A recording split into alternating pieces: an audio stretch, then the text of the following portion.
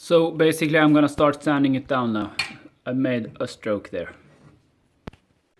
Also thinking about putting some glue on this EVA, I think you call it. Perhaps not. So I'm using this, it's about 180 I think. So I'm just making it acceptable for opening up the pores. And continue doing this on all surface here.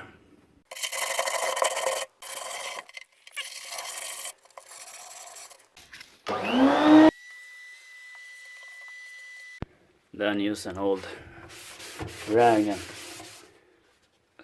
only a little bit of water inside.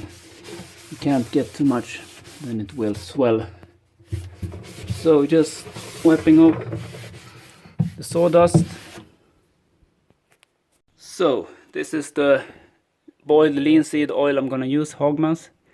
And then always remember when you put linseed oil on a wiper like this, a cloth, put them inside here with water, otherwise it can start fire by itself, the oxidation. So be very careful with this one when using the linseed oil, so you don't get a fire.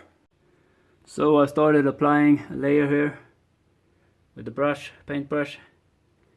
It's pretty hassle getting inside there without getting a lot of on you. So I'm gonna turn it, I'm gonna flip it now.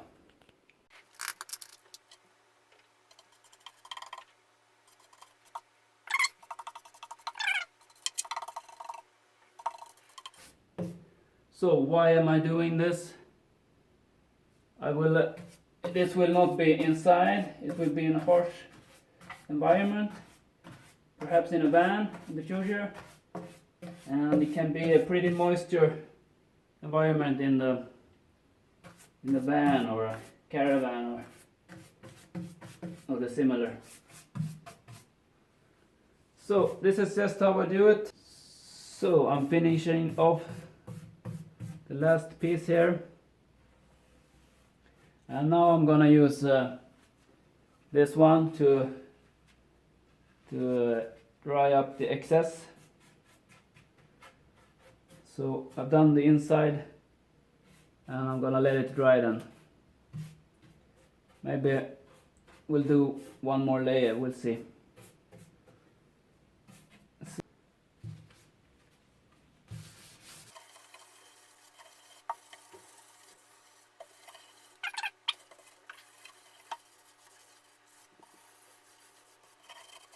So I'm putting back the screws, so I'm gonna put some oil on them too, make them rust proof. Also gonna put this one here, but I won't show it. So why am I doing this? Well, durability, I want this to last. This will outlive me if taken care of pretty. It would have if it would be inside also and been carefully handled. But now I'm renovating this one.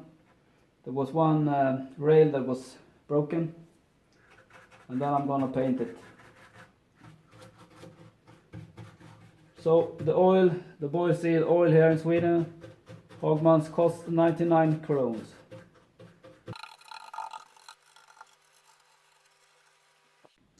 So here's the safety for the linseed oil rag. Put them in water. Well, while you're at it, why not do it properly? Let's remove this. It's a bit it's taking a hit. It's not straight. We can oil and paint the whole part. See the difference? Gonna oil this now. Gonna remove all the rest of it.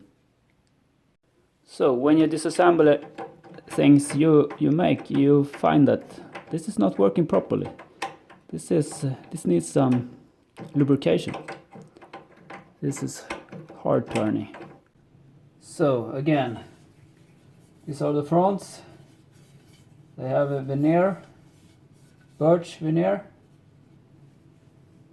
and the back side is some kind of lamination, MDF style, but I think there are particle board beneath, pressed wood, chipboard or whatever you call them. So I'm gonna sand it down using this 180 paper, sandpaper. I'm going in the direction of the grain, you say so? Yeah. And I'm sanding down all sides. So this veneer is a couple of millimeters thick, so I won't go too deep. But this is the pre-job before putting boiled oilseed on. So sanding away here.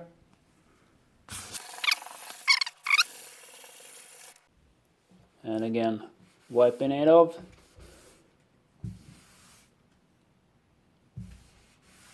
Get a clean surface. Ready for some linseed oil. So, time to oil the drawers, the fronts.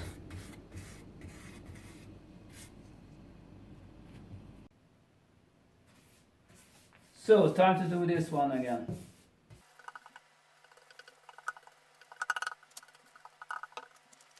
So this side really is soaking up the linseed oil. But now I've done the whole board, the whole cabinet, and I'm gonna wipe up. Wait 10-15 minutes, and then wipe off the excess oil. So first layer.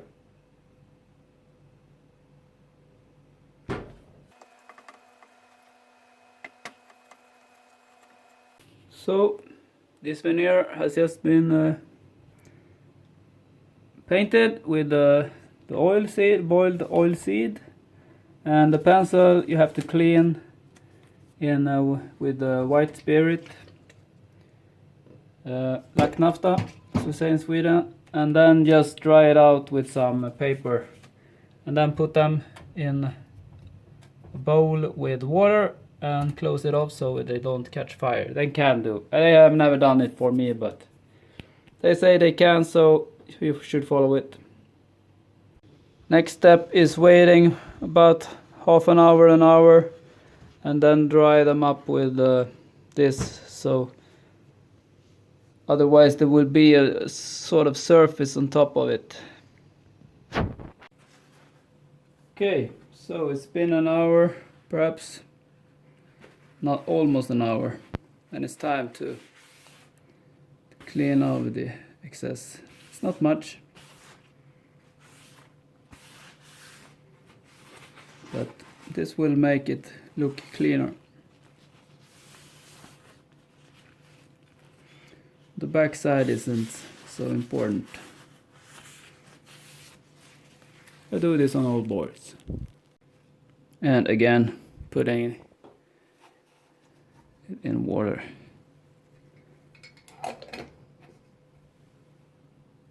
Let me give you an example of what happens when you don't dry up the excess. You sort of get this this surface.